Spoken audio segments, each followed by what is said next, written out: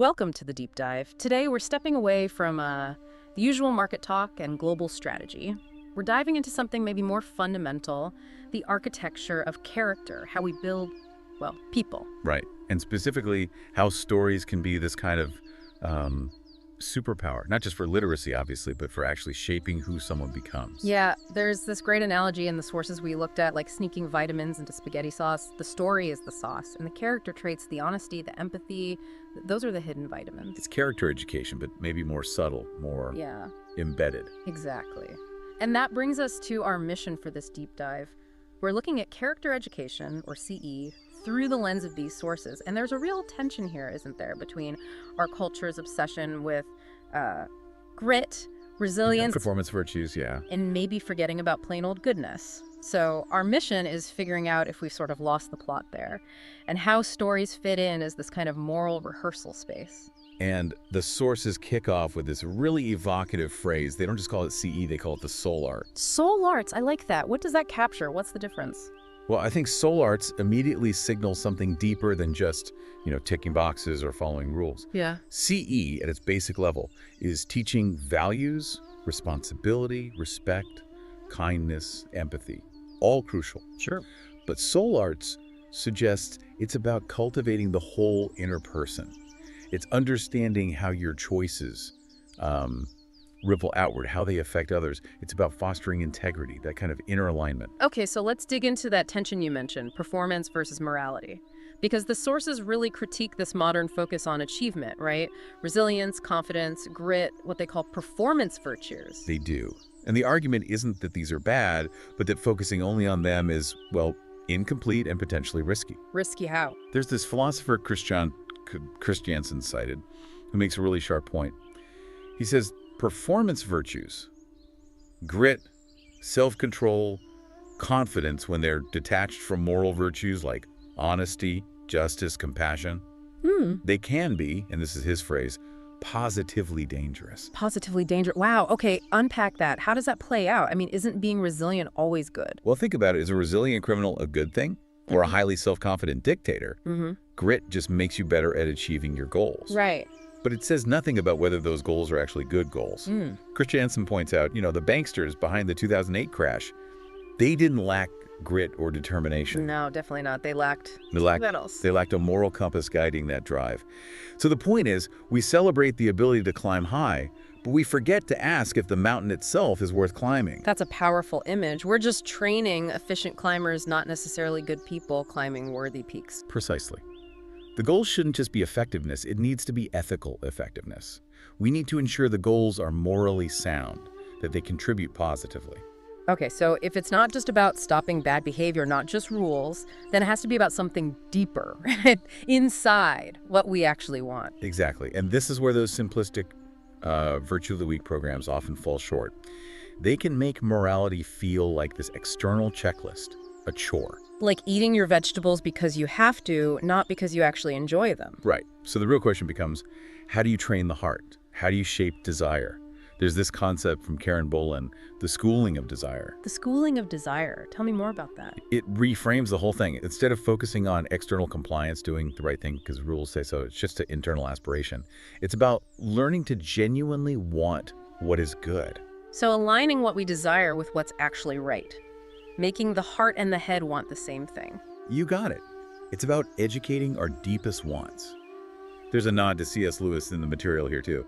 He suggested a perfect person wouldn't act from duty. Why not? Because they'd always naturally want the right thing more than the wrong thing. Duty, Lewis said, is just a substitute, like a crutch you use when your natural inclination isn't there yet.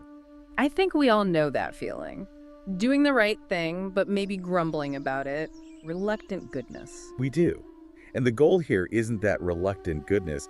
It's aiming for joyful goodness. It's about cultivating our moral taste buds, so to speak, so that virtue actually becomes appealing, fulfilling. Learning to find joy in doing good, not just obligation. That's the essence of it. Character becomes this process of learning to find deep satisfaction in living well, justly, kindly, courageously. Okay, I'm following. Schooling desire, not just behavior, but how? How do you train that internal landscape? You can't just hand someone a manual. Chapter 3, wanting to be kind. No, you can't. And this brings us right back to stories. Literature. That's presented as the primary engine for this schooling of desire. The empathy machines. Yes, or empathy laboratories, another phrase used. Stories are how we practice being human, how we train the heart without, real-world disaster if we get it wrong. This is where that equation comes in, right? Literacy plus character. A life worth living. You need the reading skills to access this moral training ground. Absolutely essential. Reading fiction isn't just entertainment. It's framed as a form of moral rehearsal. A flight simulator for the soul. I love that. That's perfect, isn't it? It's a safe space to encounter complex ethical situations. You watch characters make choices, you judge them, you think about what you do, all vicariously. You get to crash the simulator, learn from it, and try again in your mind. Without causing actual harm. That vicarious practice. It feels crucial. We saw that example from Tim O'Brien's The Things They Carried. Oh yeah, that's powerful. Where he looks back 12 years after failing to be brave and thinks, basically, if he'd had some practice at being brave beforehand, it might have helped. That's what stories give you. Practice runs for life's moral tests, activating the moral imagination before you're actually in the hot seat. And it's not just abstract. Think about specific books. For younger kids, The 100 Dresses. It's not just don't bully. No, it's much more subtle. Right. It puts you in the shoes of the bystander, Maddie. You feel her discomfort, her guilt about staying silent. It's not about judging overt villains. It's about the ethics of inaction. That feeling sticks with you. It really does. And then for older readers, texts like The Giver. Hugely important. The Giver forces you to grapple with bigger questions, conformity versus individuality, the courage it takes to question a whole system, even a seemingly benevolent one, or wonder, which is just fundamental for conversations about kindness, empathy, seeing past appearances. So these stories aren't just teaching rules, they're building ethical reasoning, preparing kids to ask, what's the deepest right thing I can do here? Exactly. Moving beyond simple compliance to genuine moral understanding. Okay, but let's be real. Even with great stories, change is hard. People get stuck in patterns. And the sources bring up something pretty challenging here, starting with Aristotle. This idea of radical pessimism. Yeah, that's a tough one. Aristotle, emphasizing habituation, you become good by doing good things, repeatedly believed that your early upbringing was almost everything.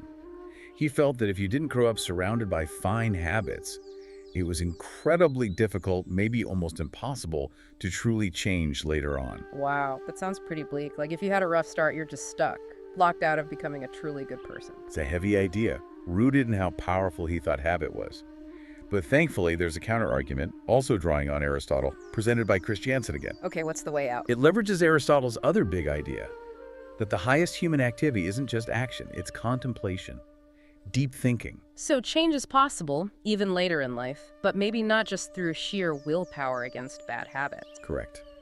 Kristjánsson argues that for someone who missed that early moral training, the path to radical self-change comes through intense contemplative activity. It's an intellectual journey. Meaning deeply studying and reflecting on what constitutes a truly good life, what the Greeks called eudaimonia, the deep human flourishing.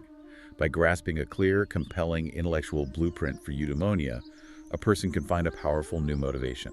So it's the vision of a better way of being, understood intellectually, that provides the leverage to break old habits. Precisely. That deep understanding, that wisdom gained through reflection, can spark a kind of personal conversion. You can reshape desires and habits in a way that just trying harder or feeling guilty often can't. So no, a difficult past doesn't have to seal your fate. Wisdom can be the catalyst. That's incredibly hopeful, actually, a path through reflection. Okay, so we have this powerful engine literature fueling contemplation, maybe even transformation. But how do we make sure it doesn't just stay inside someone's head? How do we get it from the page to the playground, as the sources say? Right, it can't just be passive reading or silent thought. You need to bridge that gap with active practice and discussion. What does that look like? Well, immediately after reading, you need activities that make it personal, like really digging into character analysis, but pushing beyond plot summary to ask, okay, you're in the bystander's shoes now. What do you do? What are your options? Making it immediate and personal, role-playing too. Definitely. Acting out scenes, especially those tricky moments like in The 100 Dresses. Let students try different responses, practice speaking up, experience the situation actively, not just passively. Or things like structured kindness challenges after reading Wonder, making it concrete. And for the older kids, maybe debates, using books like, say, The Outsiders. Perfect example. Debating the conflicts in the outsider's loyalty to your gang versus fairness, societal prejudice forces them to weigh competing values, articulate their reasoning, and really wrestle with that moral ambiguity. It flexes those ethical muscles. Okay, but then comes the tricky part for anyone teaching this stuff. Assessment. You can't give a multiple choice test on kindness, right? How do you know if any of this is actually working? And isn't it a bit dodgy trying to grade character? That's a super important point. You absolutely cannot grade a child's soul and shouldn't try. The focus has to shift entirely. It's not about grading the student's character, it's about observing growth and assessing their reflection and understanding. So what are you looking for? You listen. Really listen. In discussions, are they showing empathy? Are they considering different perspectives? You watch their behavior, not invasively, but generally. Are they being more inclusive in group work? Are they trying to resolve conflicts fairly on the playground? So you're looking for the ripple effects. Exactly. And you look at their work journals, projects. Are they just repeating definitions of courage? Or are they genuinely grappling with its complexity? If the stories and the reflection are landing, you won't see it on a Scantron. But, as the sources say, you'll see the shift in how kids treat each other. That's the real assessment. That makes sense. It's about observable changes in understanding and behavior, not a grade on their inner goodness. Okay, this has been fascinating. Let's try and pull the threads together. The core idea seems to be, we become the stories we absorb and choose to live out. And literature is our primary training ground for rehearsing the roles we want to play in life. And critically, we need to move beyond just training for performance, for grit and efficiency. And consciously cultivate goodness, ethical awareness, that math of character equation, literacy skills plus character development. That's what leads to a truly worthwhile life. Because effectiveness without ethics, as Kristjánsson warned, is dangerous. It's building a very fast car with no steering wheel or brakes. What's the point of being brilliant at complex calculations if you can't calculate the human cost of your actions? Right. The sources really challenge us, don't they? To give the next generation not just the tools for success, the calculators, but also the moral compasses to make sure that success is actually directed towards something good. Towards worthy peaks. So maybe the final thought for everyone listening is this. What story are you personally choosing to live by? And in your own life, or maybe how you influence others, are you training only for success? Or are you aiming for a success that is genuinely morally worthy? Something to think about. Definitely something to chew on. Thank you for taking this deep dive with us today.